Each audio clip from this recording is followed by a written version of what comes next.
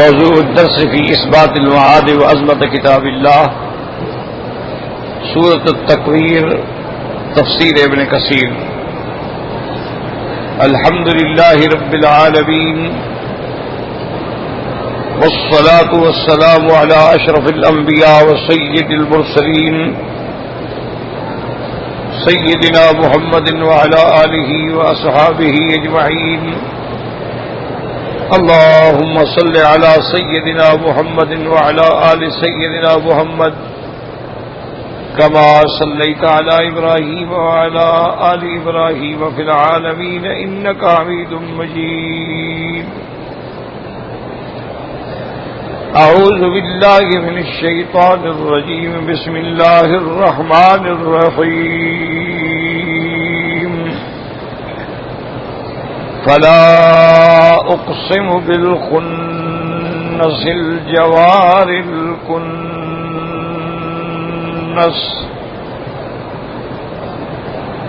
والليل إذا أسعس والصبح إذا تنفس إنه لقول رسول كريم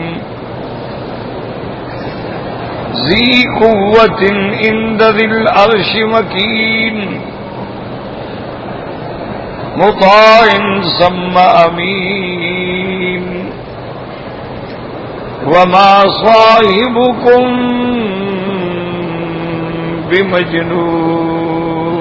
بمجنون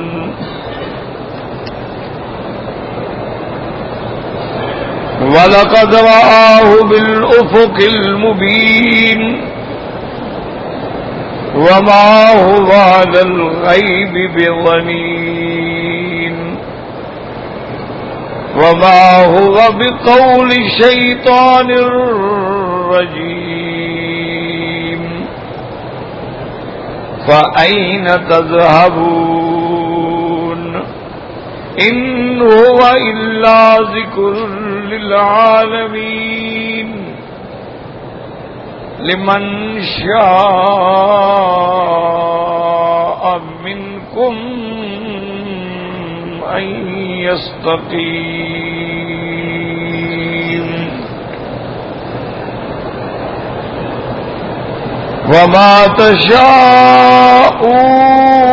إلا أن يشاء الله رب العالمين.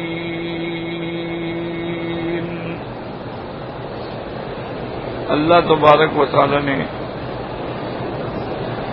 کلام مقدس میں ارشاد فرمایا ہے کہ فلا اقسم بالخنس الجوار الکنس، اور الحمدللہ یہ ہم پہلے بھی کئی مقامات پہ پڑھ چکے ہیں کہ لا اقسم کا معنی کیا ہوتا ہے. جیسے لا اقسم بیوم القیامت ولا اقسم بالنفس اللوامہ، اور جیسے اللہ فرماتی ہیں لا اقسم بہذا البلد وانت حل بہذا البلد، تو اس میں علماء کرام مفسرین عظام کے اقوال ہیں کہ لا زائدہ ہوتا ہے، یعنی اس کا معنی نہیں ہوتا. معنی ہوگا اقسم، میں قسم کھاتا ہوں، لا زائدہ. کیوں؟ وہ کہتے ہیں کہ کلام عرب میں یہ بات عام ہے کہ جب وہ قسم کھاتے ہیں تو کہتے ہیں لا واللہ ہے، تو لا زائدہ ہوتا ہے، تو معنی یہ ہے کہ مجھے اللہ کی قسم ہے. تو یہاں بھی گویا لا زائدہ ہے اور اللہ قسم کھا رہے ہیں. اور بعض علماء فرماتے ہیں کہ نہیں، لا زائدہ نہیں ہے بلکہ یہ لام ابتدائی اصلہ لا اقسم بیوم القیامت، البتہ میں قسم کھاتا ہوں قیامت کے دن کی، تو لام ابتدائیہ ہے. اور بعض علماء یہ بھی فرماتی ہیں کہ لام اپنے اصل مقام پہ نافیہ ہے کہ مجھے کوئی ضرورت نہیں قسم کھانے کی ان چیزوں کی، لیکن راجح قول یہ ہے کہ اللہ نے قسم کھائی. فلا اقسم بالخنس الجوار الکنس، یاد رکھو اس میں تین اقوال ہیں علماء کے.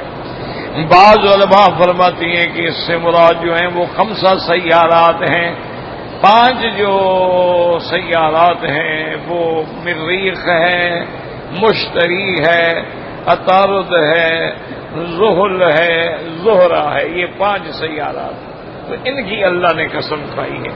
فلا اقسم بالخنس الجوار الکنس، یعنی اس سے مراد وہ 5 سیارات۔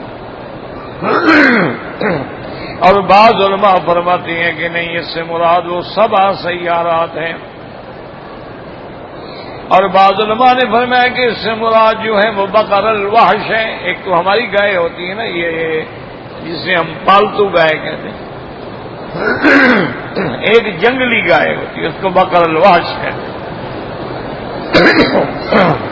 اور بعض علماء نے فرمایا کہ اس سے مراد وہ ہرنیاں ہیں جو جنگل میں چھپتی ہیں، بھاگتی ہیں، دوڑتی ہیں۔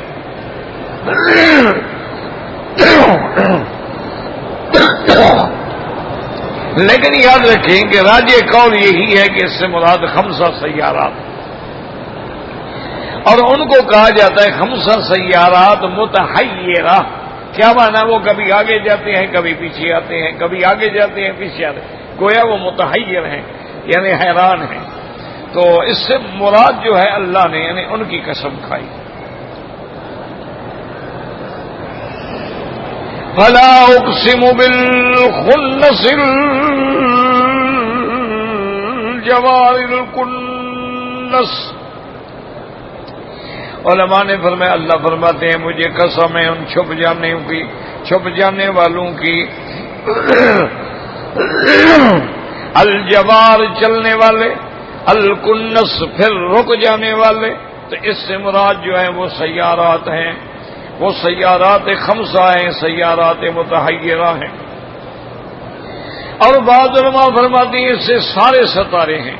اللہ فرماتی ہیں کہ مجھے قسم ہے ان ستاروں کی جو دن میں چھپ جاتے ہیں اور رات کو ظاہر ہوتے ہیں، تو اس سے مراد جو ہے وہ جمی کواکب والنجوم ہیں، کیونکہ اس سے پہلے بھی انہی کا ذکر آ چکا ہے قرآن مقدس کے اندر۔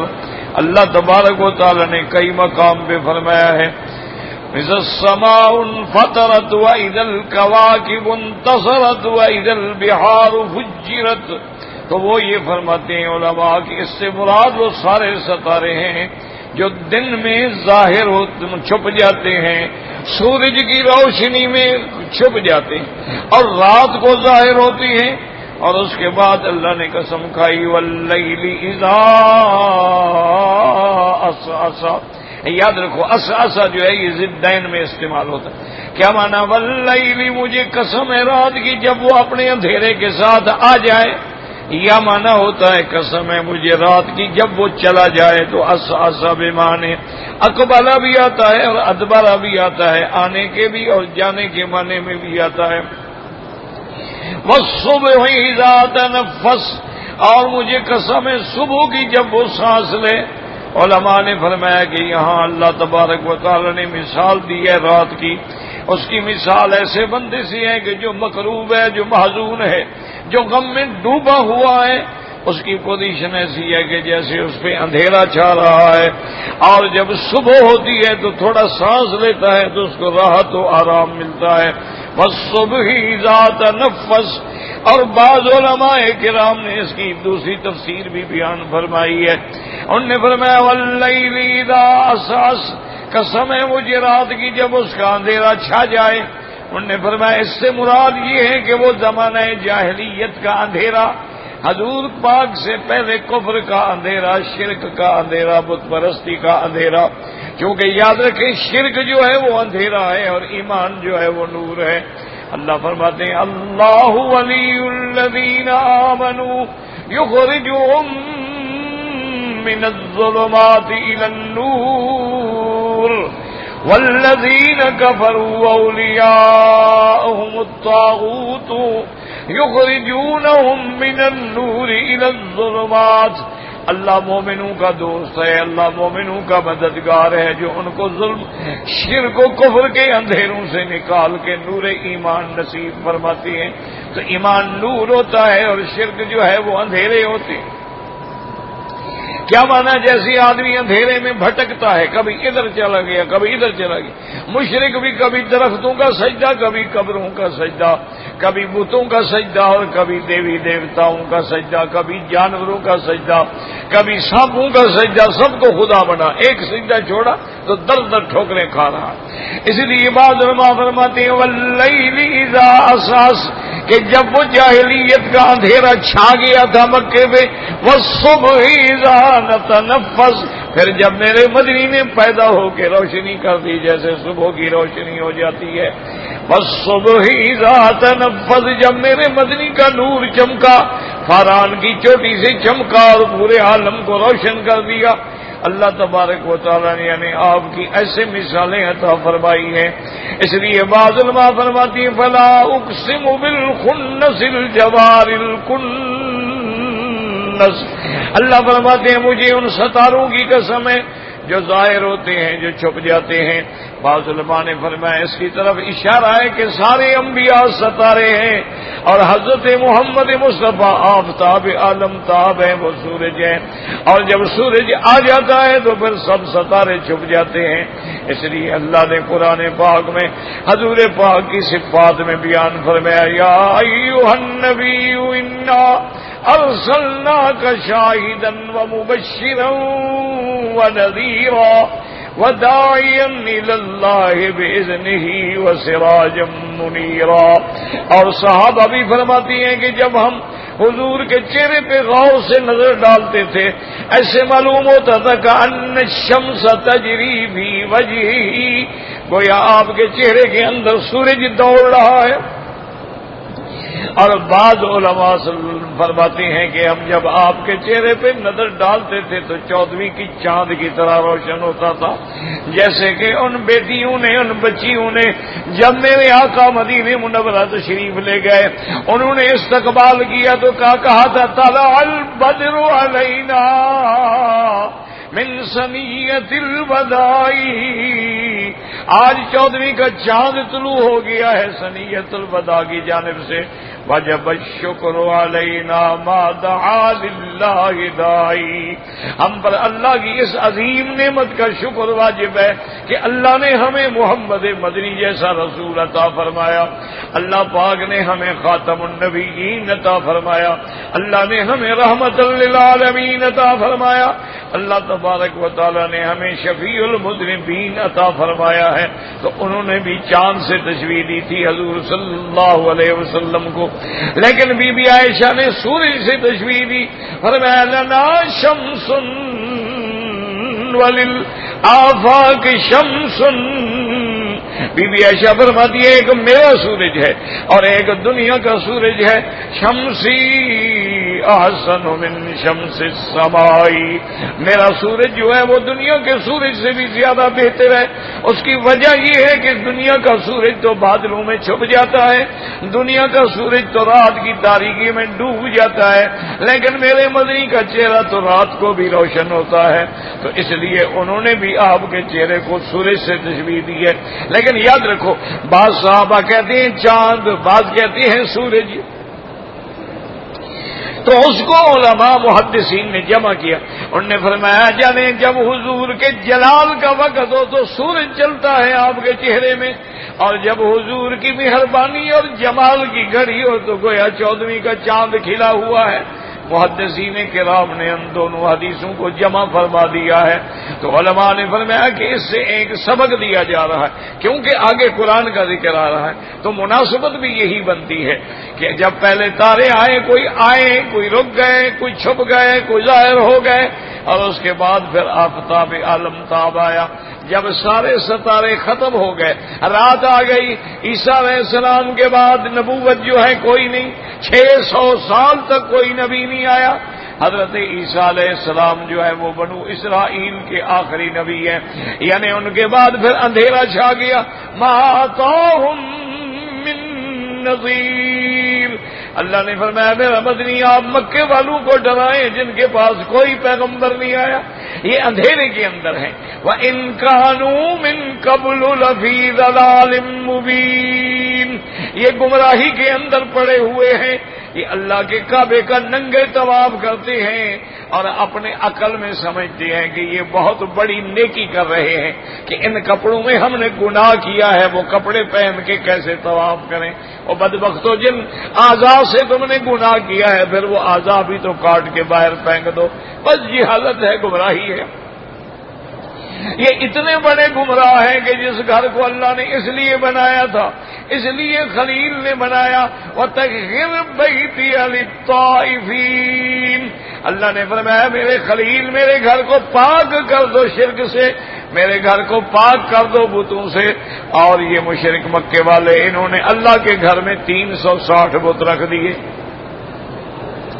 صفا مروہ پہ بھی بت، مروہ پہ بھی بت، زمزم کے پاس بھی بت، کعبے کے دروازے پر بھی بت، کعبے کے اندر بھی بت۔ انا للہ و انا الیہ راجعون، یعنی اس سے بڑی کوئی گمراہی ہے کہ گھر خدا کا اندر بت ہے، اس سے بڑی گمراہی کوئی ہے دنیا میں؟ بھائی کعبہ شریف کیا ہے؟ اللہ کا گھر ہے، مکے والے بھی مانتے تھے کہ یہ اللہ کا گھر ہے، اور مکے والے تعظیم بھی کرتے تھے اللہ کا گھر ہے کہ اندر بت رکھے ہوئے، اور بت بھی تھوڑے نہیں، سارے حرم میں جو بت تھے تقریباً 360 بت۔ اب بھی آپ دیکھ لیں انڈیا میں میرے خیال میں اتنے ہندو نہیں ہیں جتنی ان کے بت ہیں، یعنی 35 کروڑ دیوتاؤں پر ان کا ایمان ہے، گلی گلی میں دیوی دیوتا مندر بت۔ اور اب تو پہلے تو بت بنانے پر بھی وقت لگتا تھا، ابھی سیمنٹ کا بناؤ یا سنگ مرمر کا بناؤ یا پیتل کا بناؤ یا سونے چاندی، اب تو بڑا آسان ہو گیا، اب تو جناب ربڑ کے بت بنے ہوئے، پلاسٹک کے بت بنے ہوئے۔ اچھا، اور بعض بت اتنے بڑے ہیں کہ پورے مندر میں یعنی سب سے بڑا مجسمہ ہے، اور بعض اتنے چھوٹے ہیں خدا کو جیب میں ڈال دیا، خدا جیب بندے کی جیب میں ہے۔ میں نے خود جا کے باہر دیکھا تھا ایک دفعہ کہ ایک بازار میں ہم گزرے نا جی، تو وہاں دکانوں پہ ان کے دیوی دیوتا مجسمات بک رہے تھے، تو وہ پلاسٹک کے بھی تھے، ربڑ کے بھی تھے اور چیزوں کے بھی تھے۔ اچھا، بعض خداؤں کے پاؤں میں رسیاں بنی ہوئی تھی، وہ لٹکے ہوئے تھے، بھی دیکھ کے خدا لٹکا ہوا ہے۔ اس سے بڑی گمراہی کوئی ہے کہ گھر خدا کا ہو اور اندر بت ہو۔ اچھا ایمان سے کہو، یہ ہندو پاگل ہے؟ یہ پاگل ہوتے تو ایسے پوری دنیا کی اقتصادیات پہ یا یہود ہے یا حنود ہے۔ مسلمان تو جھگڑے کے لیے ہے نا، اس کا کام تو صرف لڑائی جھگڑا ہے نا، کھانے کو نہ ملے لڑائی میں بڑا ماشاءاللہ ماسٹر ہے، گھر میں روٹی نہ ہو تو 4 بندے پھڑکا دے گا۔ انا للہ و انا، تو اب یہ پاگل تو نہیں ہے نا، یہ اللہ کا غضب ہے کہ جب آدمی خدا کو چھوڑتا ہے تو خدا عقل چھین لیتا ہے۔ اچھا چلو ہندوؤں کو آگ لگاؤ، اب ایمان سے کہیں کتنے مسلمان ہیں جنہوں نے اپنے گھروں کے اندر اپنے پیر مرشد کی تصویریں لٹکائی ہوئی ہیں اور ان کو صبح اٹھ کے باقاعدہ پھولوں کے ہار ڈالے جاتے ہیں؟ مسلمان، اور کتنے مسلمان ہیں آپ دیکھ رہے ہیں ماشاءاللہ کہ اپنے ہاتھ سے بزرگوں کو قبر میں دفن کیا ہے، یعنی جنازہ تم نے اٹھایا ہے، غسل تم نے دیا ہے، کفن تم نے پہنایا ہے، قبر تم نے کھودی ہے، ان کو قبر میں اپنے ہاتھ سے تم نے اتارا ہے، ان کے اوپر مٹی تم نے ڈالی ہے، اس کے بعد کھڑا ہے کہ جب داتا مجھے بچہ عطا فرما دو۔ تو کیا ہندو کا دماغ خراب ہے، مسلمان کا دماغ ٹھیک ہے؟ وہی جب تک میت موجود تھی وہ تمہاری محتاج ہے، جنازہ تم پڑھ رہے ہو، تم ان کے لیے دعائیں کر رہے ہو کہ اللہم اغفر لحینا و میتنا، لیکن جب وہ قبر میں چلے جاتے اب وہ تمہارے لیے دعا کرتے ہیں۔ عجیب بات ہے، کوئی عقل ہے، کوئی فلسفہ ہے؟ کتنے مسلمان ہیں جن کے گھروں میں، گاڑیوں میں، موٹروں میں اپنے مرشد کی تصویر لگی ہوئی ہے؟ عقیدہ یہ ہے کہ جی مرشد کی تصویر ہو تو ایکسیڈنٹ نہیں ہوگا، اور بھائی مرشد تمہارا زندہ کہ نہیں، مر گیا ہو تو مر گیا، تمہیں کیسے بچائے گا موت سے؟ خود تو وہ مر گیا۔ تو یہ گمراہی ہوتی ہے، اور جب ساری قوم گمراہی میں ڈوبی ہوئی تھی تو محمد مدنی کا نور آفتاب، نور نبوت چمکا۔ اس لیے بہادر نے فرمایا والصبح اذا تنفسا، اور آگے فرماتی ہیں کہ قرآن انہ لقول رسول کریم۔ یاد رکھو، یہ اس سے بعض جو یعنی زندیق ہیں اعدائے دین اور اعدائے، وہ کہتے ہیں کہ جبریل کا یہ قرآن تو جبریل کا کلام ہوا نا جی، اللہ کا کلام تو نہ ہوا۔ یاد رکھے قرآن اللہ کا ہے، پڑھ کے آ کے لانے والا اور نبی پاک پہ پڑھنے والا جبریل ہے۔ جیسے اب تم قرآن پڑھ رہے ہو پھر قرآن تمہارا ہو گیا، اب تم بھی تو روز قرآن پڑھتے ہو نا، تلاوت کرتے ہو، تو تمہارے تلاوت کرنے سے کوئی یہ تو نہیں کہے گا کہ قرآن تیرا ہے یا قرآن اس کا ہے یا قرآن فلاں کا ہے، قرآن مولوی کا ہے یا قرآن پیر کا ہے یا قرآن تو اللہ کا ہے۔ تنزیل من حکیم حمید، اللہ نے فرمایا یہ اتارا ہوا ہے اس حکمت والے کا اور اس سارے محامد کے حمد کے لائق رب کا، اور جبریل کا نزل بہ الروح الامین، یہ اتارنے والا ہے، اللہ کا قرآن لے کے پہنچانے والا ہے۔ علی قلبک لتکون من المنذرین، میرا مدنی یہ آپ کے سینے پہ آ کے وحی اتارتے ہیں تاکہ تم ڈرانے والے بنو، اور قرآن کیا ہے؟ بلسان عربی مبین۔ اس لیے اللہ فرماتے ہیں کہ ہم نے قرآن اتار، انا نحن نزلنا الذکر وانا لہ لحافظون، اور کہیں فرماتے ہیں وانہ لذکر لک ولقومک، یہاں فرماتے ہیں انہ لقول رسول کریم، قرآن پڑھا ہوا ہے ایک ایسے رسول کا، رسول مانا قاصد، رسول مانا درمیان میں فرائض سفارت ادا کرنے والا، تو جبریل جو ہے اللہ اور انبیاء کے درمیان میں رسول ہے، اور انبیاء جو ہیں انبیاء اللہ اور امت کے درمیان میں رسول ہے۔ انہ لقول رسول کریم، یاد رکھے کریم کے دو معنی کی، کریم مانا عزت والا، شان والا، اور بعض علماء فرماتے ہیں کریم مانا سخی، جو سب سے بڑی نعمت لانے والا، جو ہدایت کی نعمت لانے والا، جو اللہ کے قرآن کی نعمت پہنچانے والا، اس سے بڑا کریم کون ہو سکتا ہے؟ انہ لقول رسول کریم۔ ہم ہدایت مانگے قرآن میں ہے، ہم شفا مانگے قرآن میں ہے، ہم موعظت مانگے قرآن میں ہے، ہم دنیا و آخرت کی کامیابی مانگے قرآن میں ہے، اور لانے والا کون ہے؟ جبریل۔ انہ لقول رسول کریم ذی قوت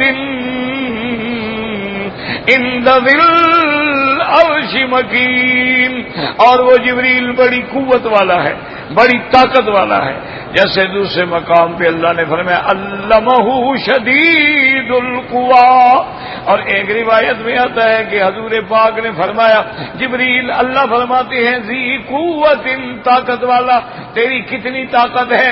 تو جبریل نے عرض کیا کہ یا رسول اللہ صلی اللہ علیہ وسلم، مجھے جب اللہ نے حکم دیا کہ قوم لوط کی بستیوں کو اٹھا کے آسمان تک لے آؤ، تو میں نے اپنے پر کے بھی ایک چھوٹے سے حصے پہ پانچوں بستیوں کو اٹھا لیا اور ان کو آسمان کے قریب لے گیا، اور حتیٰ کہ آسمان والوں نے ان کی آوازیں بھی سن لی۔ پھر مجھے اللہ نے حکم دیا کہ اب ان کو الٹ دو، جعلنا عالیہا سافلہا وَأَمْطَرْنَا عَلَيْهِمْ حجارۃ من سجیل. تو آپ عرض کیا کہ یا رسول اللہ یہ میری قوت کا ادنا کرشمہ ہے کہ میں نے یعنی اپنے پروں کے بھی ادنا کونے سے اٹھا لیا ہے. اور اسی طرح جبریل نے کہا کہ یا رسول اللہ ایک دفعہ ایک شیطان ہے جس کا نام ابیض ہے، وہ آپ کی طرف آ رہا تھا، میں نے اس کو دھکا دیا تو وہ مکے سے جا کے ہند میں جا گرا. یہ میری طاقت ہے. ذی قوت عند ذی العرش مکین. اور حضرت جبریل نے عرض کیا کہ یا رسول اللہ اللہ نے مجھے اتنی طاقت دی ہے کہ جب قوم سمود حد سے گزر گئی تو میں نے ان کے شہر کے سرے پہ کھڑے ہو کے صرف ایک چیخ ماری اور ساری قوم مر گئی. تو اس لیے اللہ نے فرمایا وہ فرشتہ اتنی طاقت والا ہے. انہ لقول رسول کریم ذی قوت عند ذی العرش مکین. اللہ کے آسمان اللہ کے عرش کے قریب رہنے والا ہے. تمام ملائکہ سکان السماوات ہیں، ملائکہ کا مسکن آسمان ہے، انسانوں کا مسکن زمین ہے، لیکن ان ملائکہ میں بعض پہلے آسمان پہ، بعض دوسرے تیسرے چوتھے پانچویں چھٹے ساتویں. اور وہ کتنے شان والا ہے جو عرش کے پاس ہے.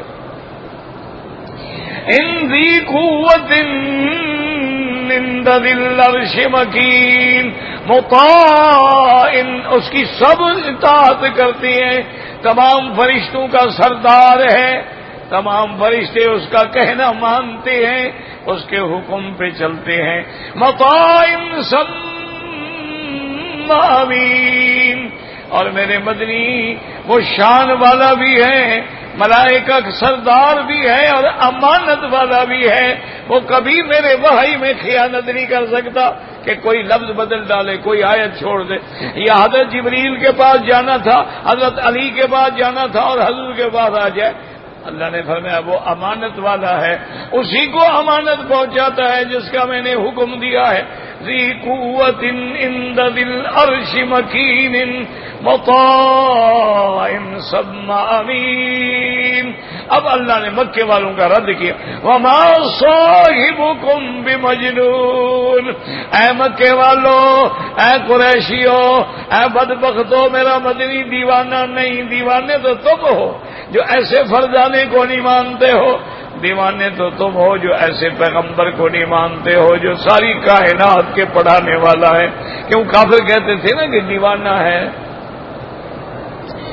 کافر کہتے تھے کبھی کہ کاہن ہے، جادوگر ہے، ساحر ہے اور دیوانہ ہے. اللہ نے فرمایا وما صاحبکم بمجنون. یاد رکھو کیوں کہتے تھے دیوانہ ہے. حضور بن نعوذ باللہ دیوانے تھے.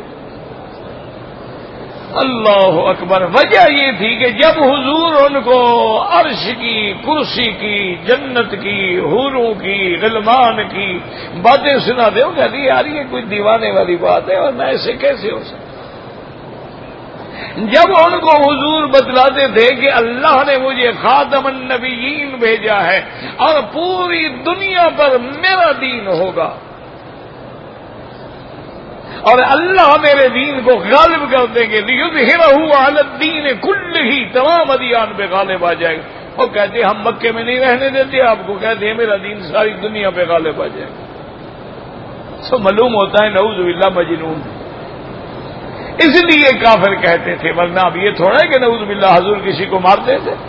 یہ حضور کے لباس سے یا حضور کی شکل مبارک سے کوئی ایسی دیوانگی کی آواز ہے بالکل نہیں ہوگا. نہیں اصل بات یہ ہے یہ باتیں ایسی کرتا ہے نا جو عقل میں آتی ہی نہیں ہے. اتنی بڑی جہنم ہوگی کہ 70 سال تک کافر گرتے گرتے گرتے جا کے پہنچے گا. وہ کہتے ہیں جی اتنی گہری جہنم کیسے ہو سکتی ہے.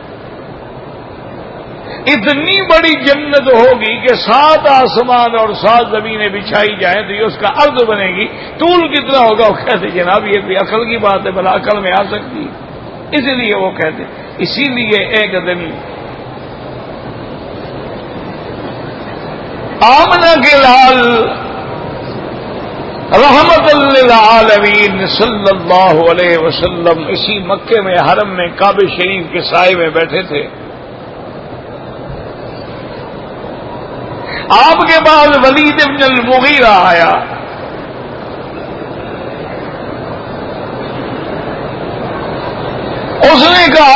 رسول اللہ صلی اللہ علیہ وسلم، آپ جانتے ہیں کہ سارے قریش میں میرا کیا مقام ہے، میں سب کا بڑا ہوں، اور آپ جانتے ہیں کہ میں مال میں بھی بڑا ہوں، اولاد میں بھی بڑا ہوں، اور عزت و اقتدار میں بھی بڑا ہوں۔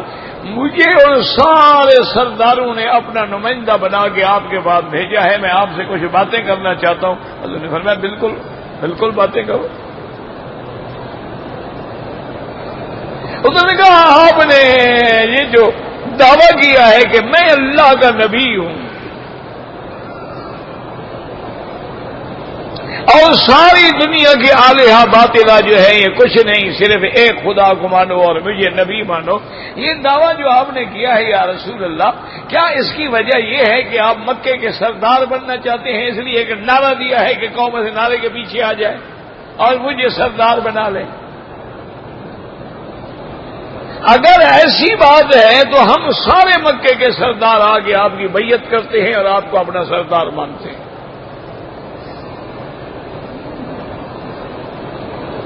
اور دوسری وجہ یہ ہے کہ آدمی ہیرو بننے کی کوشش کرتا ہے کہ اس نے کسی بڑے خاندان کی لڑکی سے شادی کرنی ہو تو وہ کوئی ایسا کام کرتا ہے کہ میرا نام اتنا بڑا ہو جائے کہ وہ لڑکی مجھے شادی کے لیے قبول کر لے۔ اگر آپ کا کوئی شادی کا ارادہ ہے تو مکہ مکرمہ کے تمام سرداروں کے ایک لڑکی نہیں، ہم 10 لڑکیاں دینے کے لیے تیار ہیں۔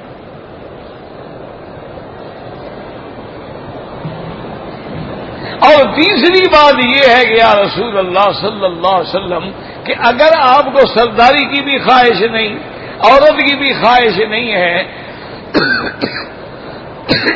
پھر معلوم ہوتا ہے کہ آپ پر جن کا سایہ ہے اور جنون ہے، تو ہمیں اجازت دیں ہم آپ کا علاج کروائیں۔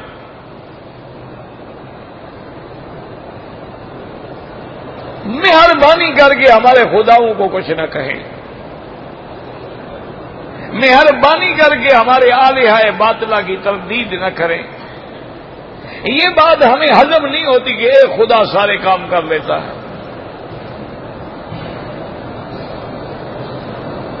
اسی لیے ہم نے مختلف ہمارے خدا ہیں، کوئی یہ کام کرتا ہے، کوئی وہ کرتا ہے، کوئی وہ کرتا ہے۔ جیسے آج کل مسلمانوں کے بھی مختلف اڈے ہیں نا جی،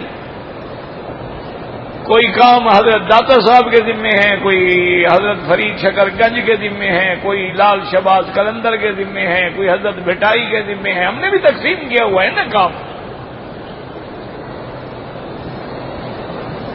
حضور نے ساری باتیں سن لی، فرمایا ولید تم نے بات ختم کر لی؟ انہوں نے کہا ہاں یار۔ فرمایا آپ سنو میں کیا کہتا ہوں۔ حضور پاک نے مختصر خطبہ پڑھا اور اس کے بعد سورۃ غافر کی تلاوت شروع کی۔ جب اس آیت پہ پہنچے اللہ نے فرمایا فَإِنْ أَعْرَضُوا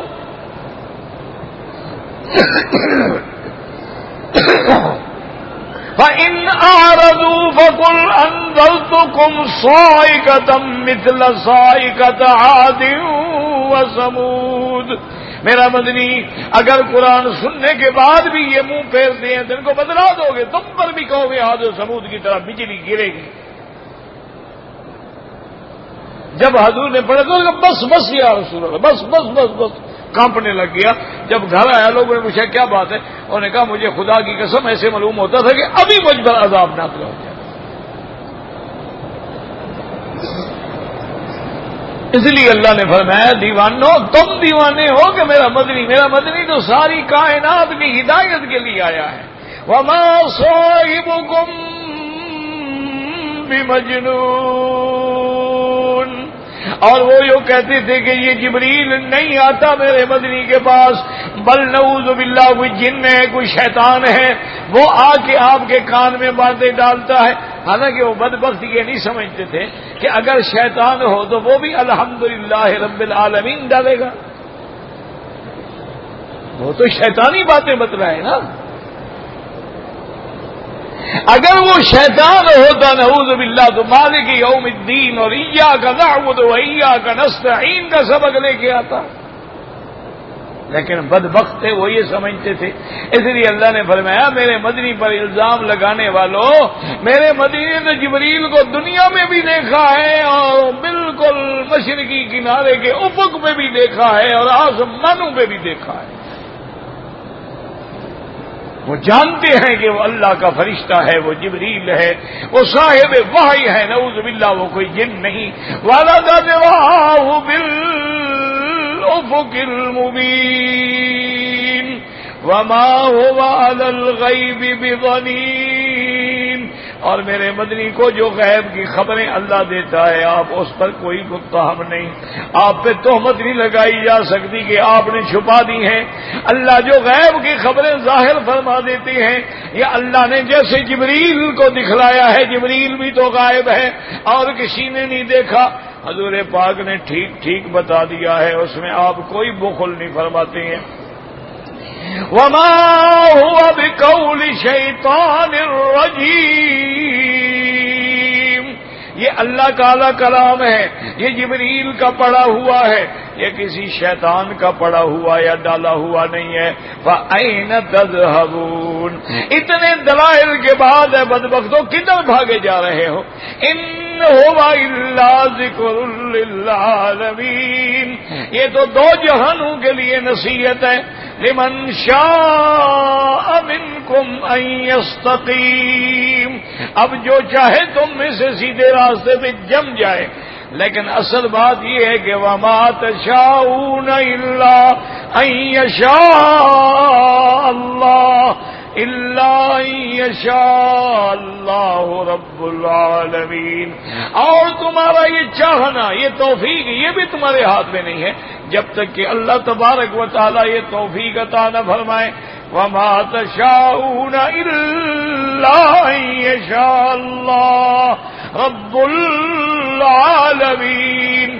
اللہ نے انسان کو نہ مختار بنایا ہے نہ مجبور بنایا ہے، وہ اختیار اور جبر کے درمیان کی کیفیت میں ہے، لیکن اس کا ارادہ کرنا، توفیق ہدایت ملنا، پھر اس پہ استقامت کا نصیب ہونا، یہ بھی اللہ تبارک و تعالیٰ کی طرف سے ہے۔ اللہم اہدنا الصراط المستقیم، اللہم ثبتنا علی الایمان وارزقنا حسن الختام برحمتک یا رحیم و یا رحمان۔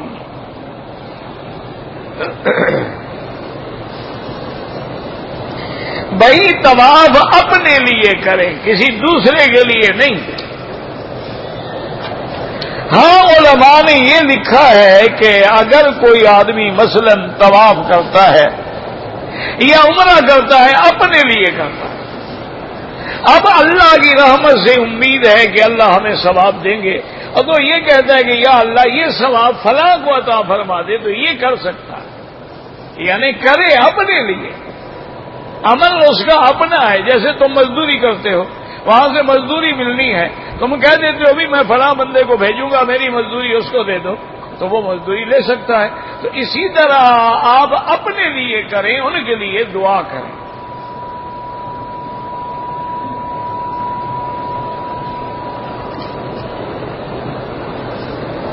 کہتے جی کہ نماز عصر کے بعد سجدہ تلاوت کلام پاک جو ہے وہ جائز ہے، فقہا فرماتے ہیں جائز ہے، لیکن ابو حنیفہ رحمۃ اللہ علیہ کے نزدیک وہ فرماتے ہیں کوئی سجدہ بھی جائز نہیں۔ وہ فرماتے ہیں چونکہ نفی آ گئی حدیث میں کہ لا صلاۃ بعد العصر حتی تغرب الشمس، عصر کے بعد کوئی نماز ہی نہیں ہے۔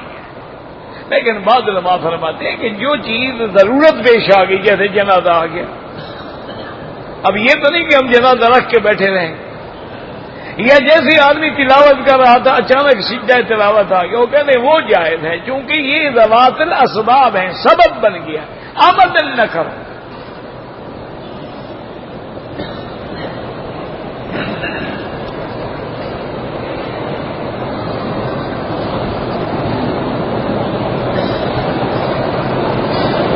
کہتے ہیں جی کہ میں نے عمرے کا طواف کر لیا، صفا مروہ بھی دوڑ لی، بال نہیں کٹوائے تھے کہ ہوٹل پہ آ کے پہلے بیوی کو بوسہ دے دیا، ماشاءاللہ عمرہ پکا کر رہا تھا نا۔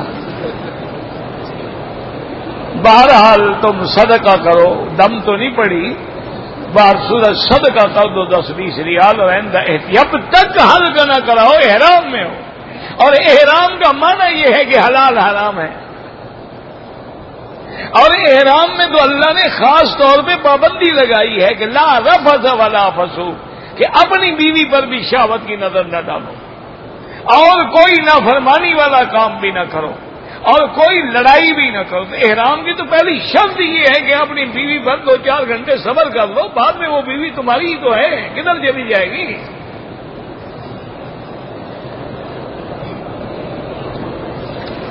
یا وقت میرا خیال یہ ہے اس بیچارے کو موقع یہی ملا ہوگا کہ اب احرام میں ہے کچھ نہیں کہے گی. ہاں بس اب یہ دیکھو نا, عمرہ کر کے یہ موقع ہے بوسہ دینے کا. بلا اللہ کے بندے جب احرام باندھ لیا, احرام کا معنی حرمت سے بھی ہے حرام سے بھی, کہ خوشبو لگانا سنت ہے لیکن احرام کے بعد حرام ہو گئی. ناخن کٹانا سنت ہے, احرام باندھ لیا اب حرام ہو گیا. بال کٹانے جو ہیں زیر ناف بال کٹانا سنت ہے, احرام باندھ لیا اب بال کٹانا بھی حرام ہو گیا. اپنی بیوی سے پیار کرنا سنت ہے, حکم ہے شریعت کا. بلکہ فقہا نے تو اتنا لکھا ہے کہ جو آدمی اپنی بیوی سے ہنسی مذاق کر رہا ہے, کھیل رہے ہیں, ایک دوسرے کو چھیڑ رہے ہیں, نفل پڑھنے سے بھی زیادہ ثواب ہوتا ہے. لیکن احرام میں تو نہیں. احرام کے بعد آپ 1 کے بجائے 10 بوسے دے دینا. احرام میں تھوڑا صبر کر لو بس.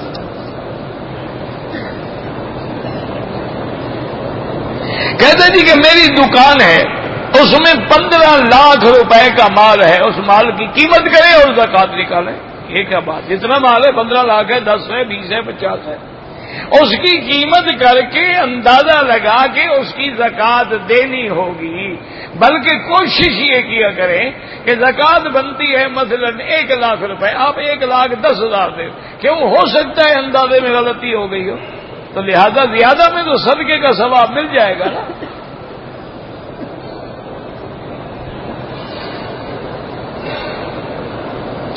نماز جمعہ میرا بھائی اسی طرح ہے بے عین ہی جیسے ظہر ہے. فرق یہ ہے کہ ظہر میں 4 رکعتیں ہیں اور جمعہ میں 2 رکعتیں ہیں, اور 2 رکعتوں کے قائم مقام خطبہ ہے. اسی لیے حکم ہے کہ جب امام خطبہ پڑھے تم چپ کر کے بیٹھے رہو. یعنی وہ دعا مانگ رہا ہے, آمین بھی نہ کہو. حضور کا نام آ گیا, دل میں چاہے کہہ دو لیکن زور سے درود بھی نہ پڑھو. کوئی آدمی حرکت کر رہا ہے اس کو روکو بھی نہیں, بس خاموش سے سنو, کیونکہ وہ نماز کے قائم مقام. اور اس سے پہلے امام ابو حنیفہ رحمت اللہ علیہ کے نزدیک 4 سنتیں مؤکدہ ہیں, جیسے ظہر سے پہلے 4 سنتیں, جمعہ کے بعد بھی 4 سنتیں مؤکدہ ہیں. ورنہ وہ فرماتے ہیں افضل یہ ہے کہ 6 رکعت پڑھیں. باقی ائمہ کے نزدیک پہلے بھی 2 رکعت ہیں اور بعد میں بھی 2 رکعت ہیں. ان جھگڑوں میں نہ پڑا کرو خدا کے لیے. اللہ نے موقع دیا ہے حرم میں آنے کا, جتنا زیادہ محنت کرو گے اتنا زیادہ ثواب ملے گا.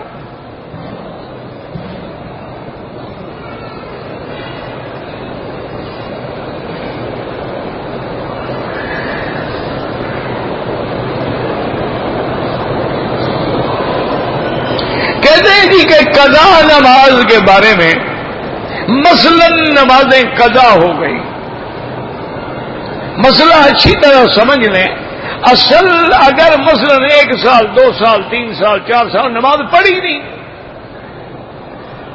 اب کیا کرے, تو فقہا یہ فرماتے ہیں کہ حل یہ ہے کہ یہ حقوق اللہ ہے, توبہ کر دے تو اللہ معاف کر دے,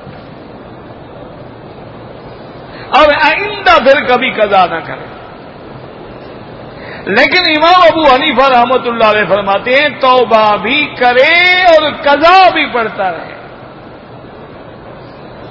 وہ فرماتے ہیں کہ حضور کی نماز فجر کی قضا ہو گئی.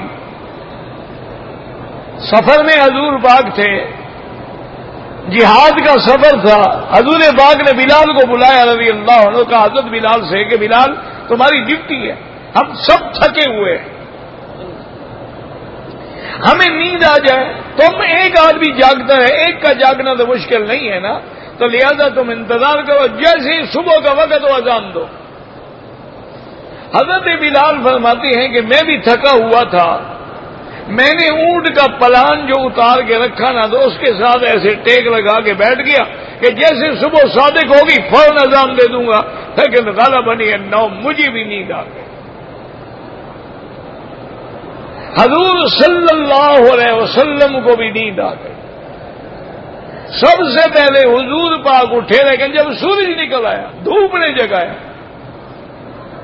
حضور پاک نے حضرت بلال سے فرمایا کہ بلال تو میری ڈیوٹی لگائی۔ انہوں نے کہا یا رسول اللہ، جس اللہ نے اپنے نبی کو سلا دیا اسی نے بلال کو بھی سلا دیا، میں کیا کروں؟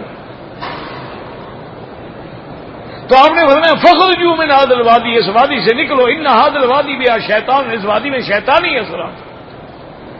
اس حدیث سے علماء نے لیا ہے کہ جس بنگلے میں، جس کوٹھی میں نماز نہیں ہوتی، گویا وہاں شیطان کا ڈیرا ہے۔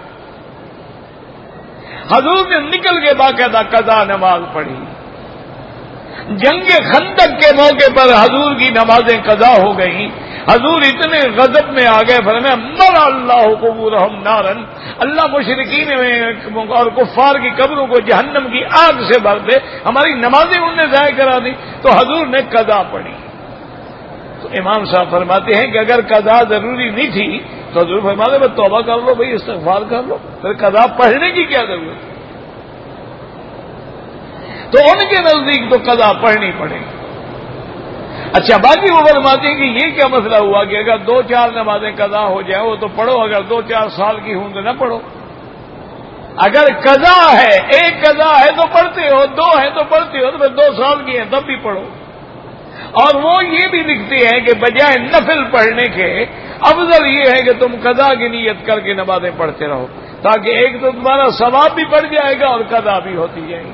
لیکن باقی ائمہ فرماتے ہیں توبہ کرنے سے گناہ معاف ہو جاتا ہے۔ امام صاحب فرماتے ہیں گناہ تو معاف ہو جاتا ہے، لیکن جناب وہ ذمہ داری تو باقی ہے۔ مثلا حج کرنے سے گناہ معاف ہو جاتے ہیں کہ نہیں؟ ہاں جی، حج کرنے سے سارے گناہ معاف ہو جاتے ہیں کہ نہیں ہو جاتے ہیں؟ ہو جاتے ہیں نا۔ لیکن اگر آپ نے کسی کا 2 لاکھ ریال دینا ہے تو وہ بھی معاف ہو جائے گا۔ تو گناہ تو معاف ہو گئے، قرضہ تو باقی ہے۔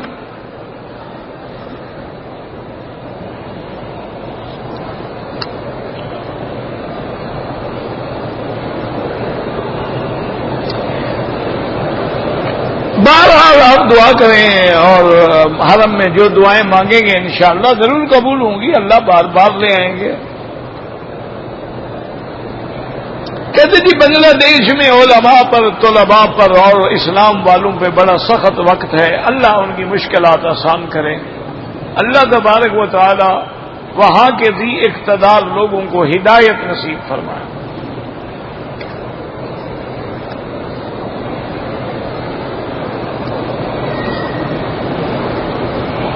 کہتے جی کہ ایک آدمی فوت ہو گیا، لیکن وہ ساری زندگی سودی کاروبار کرتا رہا، اب کیا ہوگا؟ سود کھانا حرام ہے، کافر تو نہیں ہو گیا نا؟ اللہ قادر ہے اس کو بخش دے۔ آپ اس کے لیے خیرات کریں، دعا کریں، آپ اس کے لیے اللہ سے مغفرت مانگیں، اللہ تعالیٰ قادر ہیں، معاف فرما دیں گے۔ اور حضور پاک بھی اپنے گناہگار امتیوں کی شفاعت فرما کے چھڑائیں گے۔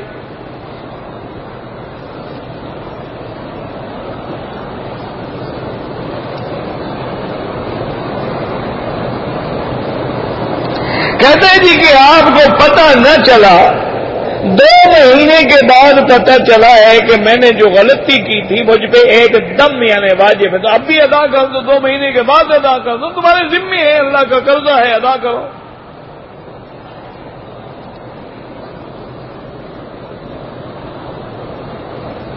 اگر 2 بھائیوں پر دم پڑا ہے تو دونوں ایک ایک بکرا دیں گے نا، ایک تھوڑا ہے کہ ایک دے گا تو دونوں کا ادا ہو جائے گا۔ بدعت کوئی حسنہ نہیں ہوتی، وہ تو لغوی طور پہ کہا جاتا ہے، بدعت بدعت ہوتی ہے۔ وتر 1 رکعت پڑھنا بھی جائز ہے اور 3 رکعت پڑھنا بھی جائز ہے، ان جھگڑوں میں نہ پڑیں۔ جو 1 پڑھتا ہے اللہ قبول فرمائے، جو 3 پڑھتے ہیں اللہ قبول فرمائے، لیکن یاد رکھو جو 1 پڑھتے ہیں وہ بھی پہلے 2 رکعت پڑھتے ہیں، صرف فرق یہ ہے کہ وہ سلام پھیر کے پھر کھڑے ہو جاتے ہیں، اور حنفی حضرات جو ہیں 3 رکعت 1 سلام کے ساتھ پڑھتے ہیں، کوئی جھگڑا تو نہیں ہے اس میں۔ اور حضور نے وطروں میں 3 صورتیں بتائی ہیں نا کہ پہلی رکعت میں سبح اسم ربک الاعلی اور دوسری رکعت میں قل یا ایھا الکافرون اور تیسری رکعت میں. تو اگر 3 نہ ہوتی تو 3 صورتیں ہی کیوں بتاتے, صرف ایک صورت بتاتے.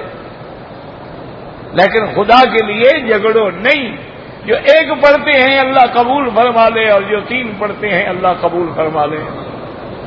مسلمانوں پہ بڑا مشکل وقت آ گیا ہے. اب یہ وقت نہیں ہے کہ فروعی مسائل میں لوگوں کو لڑایا جائے, ان میں اختلاف کیا جائے, ایک دوسرے کے خلاف کفر کے فتوے اور مشینیں چلائی جائیں. اگر ایک آدمی نے 24 گھنٹے میں 2 عمرے کر لیے انشاءاللہ نفلی عبادت ہے. جیسے ایک آدمی سارا دن طواف نہ کرے, ایک آدمی 10 طواف کر لے, کوئی بات نہیں.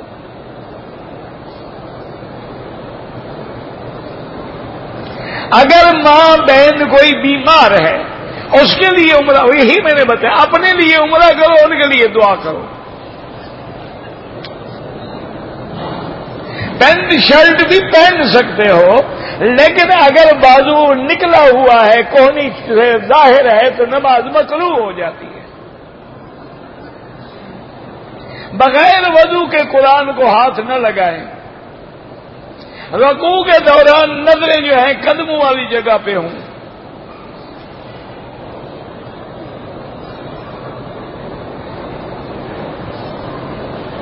احرام کی نیت کی, بوڑھا آدمی ہے, کم علم ہے, احرام کھول دیا, پھر باندھا کہ نہیں باندھا, ان کے پاس خرچہ نہیں ہے بھائی, پھر کیا کیا اس نے, بعد میں بھی احرام باندھ کے عمرہ کیا یا نہیں کیا, وضاحت تو کرو نا. نہیں کیا تو عمرہ کرے, پھر دم سے بچ جائے گا. یہ جو طلاق اور نکاح کے مسائل ہیں دارالافتاء سے رجوع کریں.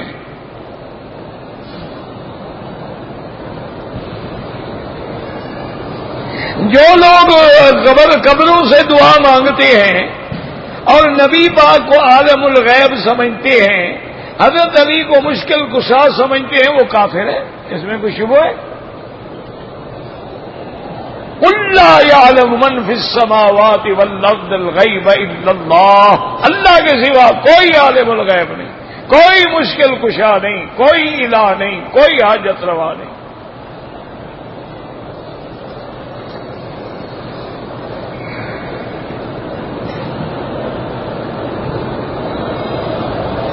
اگر ایک آدمی نے احرام باندھا ہوا ہے, پیشاب آ گیا, اس نے پیپر سے پیشاب کی جگہ خشک کر لی, پانی نہیں ملا, کوئی حرج نہیں.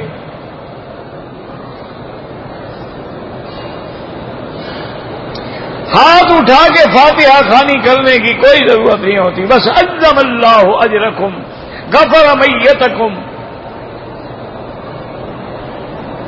کہتے جی کہ کتاب فضائل اعمال کس حد تک صحیح ہے, آپ پڑھیں, آپ دیکھیں اس میں کیا بات غلط ہے. ہم نے تو نہیں پڑھی ہے, آپ پڑھیں اس میں. اگر ضعیف روایات ہیں تو یہ بھی پڑھیں کہ وہ انہوں نے خود گھڑی ہے یا کسی کتاب سے لکھی ہے. تو جتنی حدیثوں میں ترمذی ہے, نسائی ہے, ابن ماجہ, سب میں ضعیف حدیثیں ہیں, اور وہ سیاہ ستہ کی کتابیں ہیں. بعض لوگ صرف اعتراض کرنے کے لیے پیدا ہوئے ہیں, اللہ ہدایت دے دے. اگر کوئی آدمی یعنی مخنث ہے, یعنی جسے خسرہ کہ بالکل تدفین ہوگی, اس کی کیوں نہیں ہوگی تدفین؟ اللہ ہر مسلمان کو جنت نصیب کرے. ایک عمرہ اور کرنا چاہتا ہوں, مدینہ شریف سے کریں, طائف سے کریں, وہ میقات کا ہوگا, ورنہ مسجد عائشہ سے یا جیرانہ سے کریں.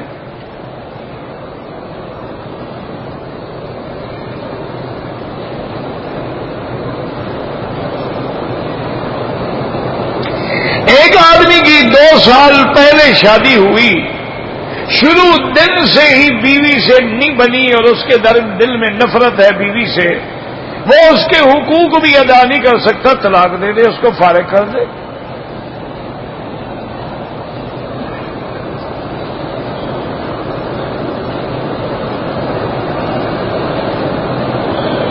آپ کے درس میں ویب سائٹ پر اپلوڈ ہوتے ہیں، اللہ کو عالم، میں نہیں جانتا، ویب سائٹ جانتا ہوں نہ اپلوڈ کرنا جانتا ہوں۔ عمرے کے علاوہ صفا مروہ نہیں دوڑی جاتی۔ اگر حرم میں عورتیں موجود ہیں، جیسے فرض نماز پڑھتی ہیں، جنازہ بھی پڑھیں گی۔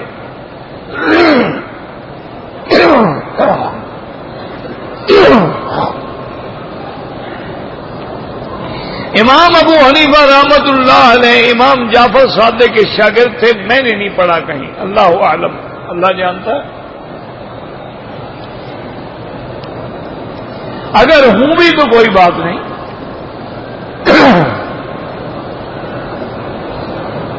قیامت کی حقیقت کیا ہے؟ نظام عدل ہے کہ اللہ اس عالم کو ختم کر کے دوسرا عالم پیدا کریں گے تاکہ فیصلہ ہو سکے۔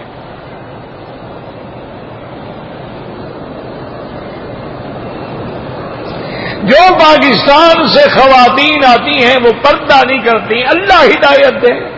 رات دن جو ٹی وی دیکھیں گے پردہ کہاں سے سیکھیں گے؟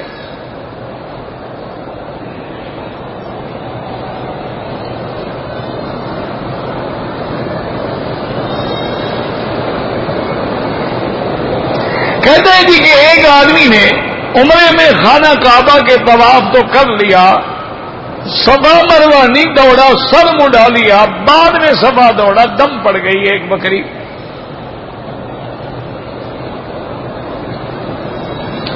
اگر ایک آدمی نے ابھی سر نہیں مڈایا تھا کہ ایک طرف کی مونچھیں قطر ڈالی تو صدقہ کر دے، اگر پوری کاٹی ہے تو دم پڑ گئی۔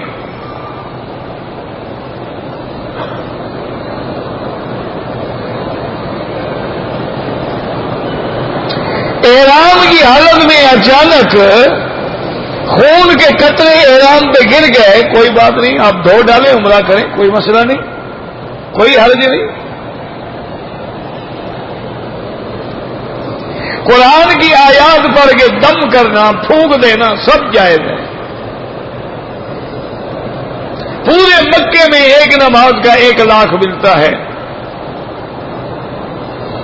اگر ایک آدمی نے صفا مروہ کے صرف 2 چکر لگائے ہیں، دم پڑ گئی، یا فوراً جا کے پورا کرے، صفا مروہ دوڑے۔ اگر صفا مروہ دوڑتے ہوئے درمیان میں پانی پی لیں، کوئی حرج نہیں۔ مسجد عائشہ سے عمرہ بالکل احناف و شوافے کے نزدیک جائز ہے۔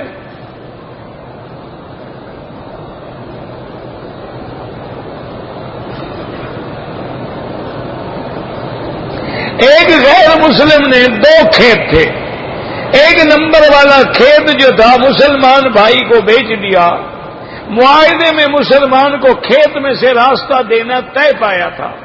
مسلمان نے کھیت جو ہے قبرستان کے نام وقف کر دیا، لیکن راستہ چھوڑے گا؟ یہ کیا مطلب ہے؟ وہ تو پہلے سے معاہدے میں طے ہے راستہ دینا، اس کے علاوہ قبرستان بناؤ، درمیان میں سڑک چھوڑ دو۔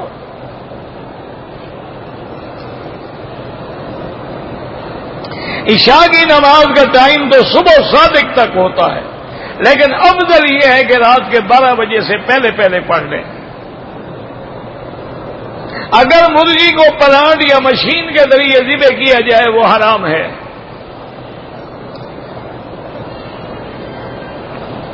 باقی مسائل پہلے ہو چکے ہیں، یہ تو بھی پڑھا بھی نہیں جاتا۔ حج کے دوران میں جو مسافر ہیں وہ سب قصر نماز پڑھیں گے، اور امام احمد ابن حنبل رحمت اللہ علیہ کے نزدیک تو مقامی بھی قصر پڑھیں گے۔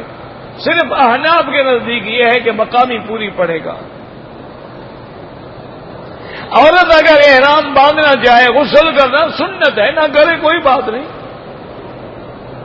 اگر عورت حیض میں ہے تو اسی حالت میں بھی یہ غسل کر کے نیت کر سکتی ہے۔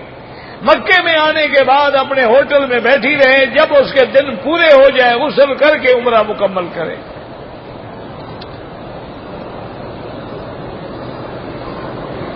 مکہ مکرمہ اور مدینہ منورہ پر کہتا ہے جی وہابیوں کا قبضہ ہے، تو اللہ کو یہی منظور ہے، تمہیں کیا تکلیف ہے؟ تم مشرکوں کا قبضہ چاہتے ہو؟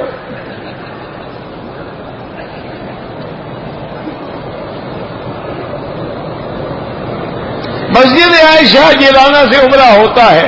میرا بھائی، میرا تو ایمان ہے کہ یہ بھی میرے مدنی سرکار کی دعا ہے.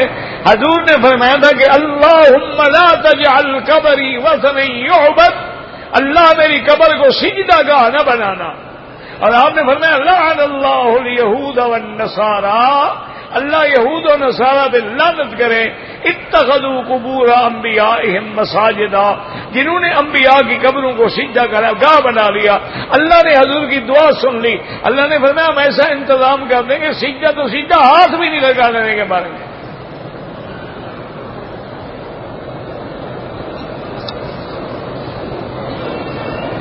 کہتے جی کہ تبلیغی جماعت کے ساتھ اللہ کے راستے میں نکلنا کیسا ہے، نکل کے دیکھ لو.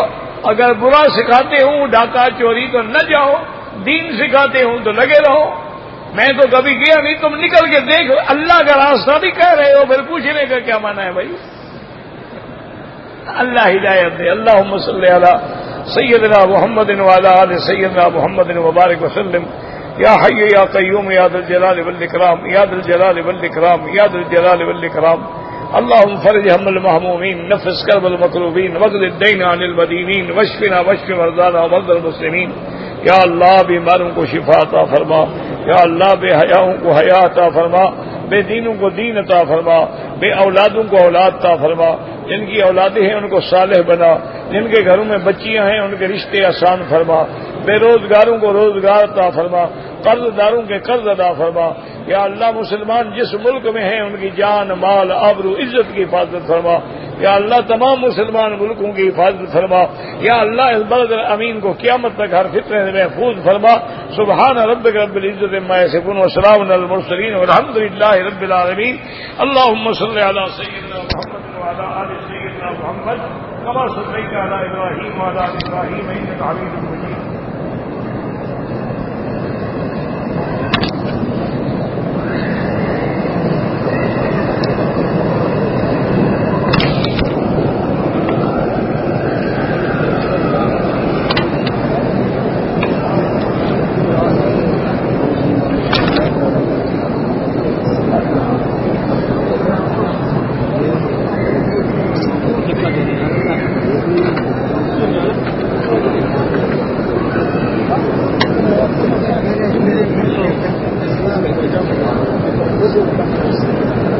کیا